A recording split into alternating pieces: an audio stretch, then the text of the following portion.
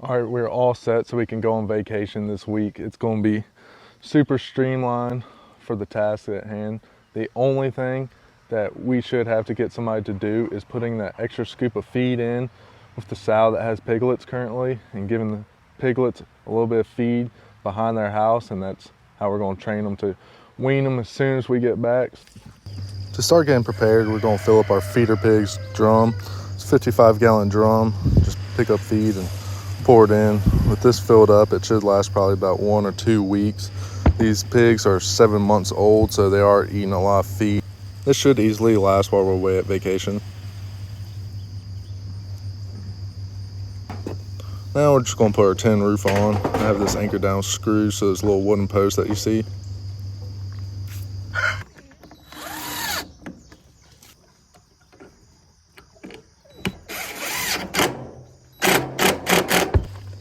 Now we're going to fill up both the boar and the sow feeder. These will last probably about a month now that I've got these topped all the way off.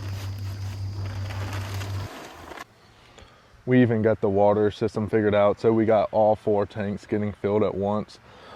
I know in my last video I talked about having the time to do it, but I did it since we're about to go on vacation. Let me show you how we did it. We got the split right here in the hoses. Get this out of our way this time. We got these things just dialed in. Here's the second split in the system. So it comes down here, it splits again. One hose goes right here, and one goes into this tank. Try to guess at what I need to do to dial it in. And I went to each tank and saw how much it was putting into the tank at that time, and then if it was putting too much, I would go and dial it back, and then you just get it to where you get all 4 tanks putting out the same amount, and that way they'll fill all up at the same time. It's important to get the tanks full to start with. You don't want a tank that's halfway full and then the others look good, so that way they're getting drank down at the same time and they're getting filled up at the same rate as well. You can see that the tanks are overflowing, but at least we know our pigs will have plenty of water and they will have a wallow for when it gets super hot while we're gone.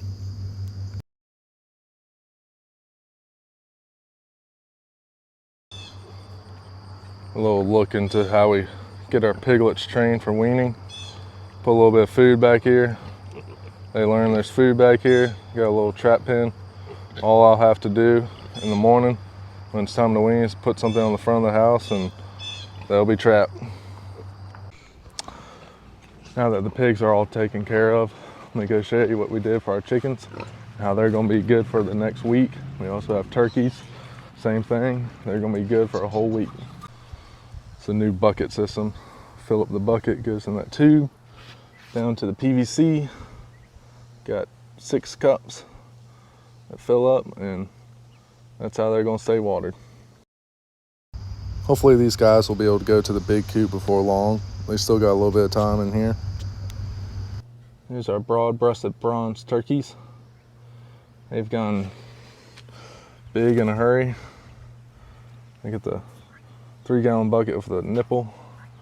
That will have to be filled up pretty much every day, if it being close to 100 degrees one of the days. Fill up their feeder, about 25 pounds of feed. That will last them a week easily.